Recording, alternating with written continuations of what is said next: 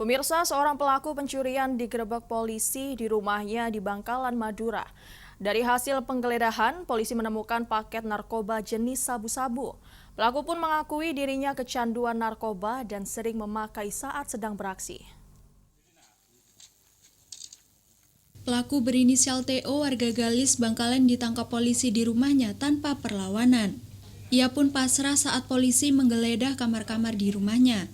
Dari penggeledahan inilah polisi menemukan beberapa klip plastik kecil, satu di antaranya berisi narkoba jenis sabu-sabu.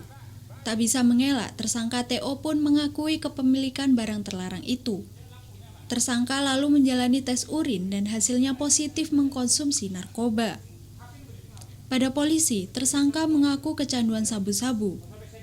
Bahkan sebelum melancarkan aksinya, tersangka kerap mengkonsumsi sabu-sabu terlebih dahulu. Hasil pencurian pun digunakan tersangka untuk membeli sabu-sabu. Tersangka TO ditangkap polisi berdasar laporan kasus pencurian perhiasan emas milik satu di antara warga. Dari pengakuan tersangka, ia sudah beraksi di sejumlah tempat dengan sasaran rumah kosong atau yang sedang ditinggal pergi pemiliknya. Modusnya, tersangka mendatangi rumah sasaran lalu mengetuk pintu.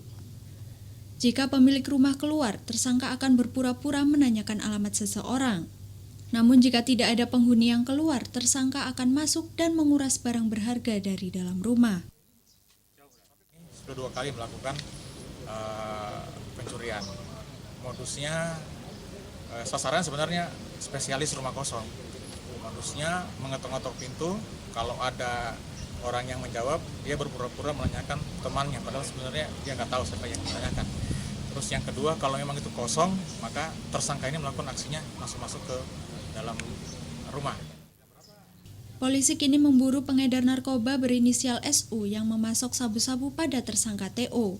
Tersangka TO dijerat pasal berlapis 363 KUHP tentang pencurian dengan pemberatan dan Undang-Undang Nomor 35 Tahun 2009 tentang penyalahgunaan narkotika.